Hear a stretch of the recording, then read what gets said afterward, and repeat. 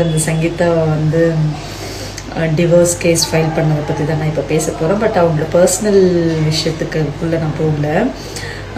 ஏன்னா நிறைய நியூஸஸ் இப்போ வந்து நேற்றுலேருந்து வந்துட்டு இருக்குல்ல, சங்கீதா வந்து டிவோர்ஸ் கேஸ் ஃபைல் பண்ணியிருக்காங்கன்னு. பட் அது வந்து டிசம்பர்லேயே ஃபைல் பண்ணியிருக்காங்க.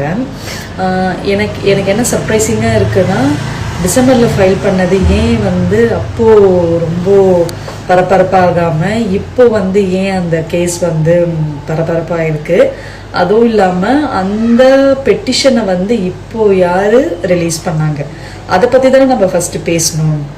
அதை விட்டுட்டு சங்கீதா வந்து விஜய் டிவோர்ஸ் பண்ணுறதுக்காக கேஸ் போட்டிருக்காங்க, விஜய் இது பண்ணியிருக்காங்க அதை பண்ணியிருக்காங்கன்னு ஏகப்பட்ட கம்ப்ளைண்ட்ஸ் வருது. பட் அதை யார் வந்து வெளியிட்டாங்க, அந்த பெட்டிஷனை யார் வந்து ரிலீஸ் பண்ணாங்க, அவங்கள நாங்கள் கண்டுபிடிப்போம் அப்படின்ற மாதிரி எந்த நியூஸ்லாம் சொல்லலையே.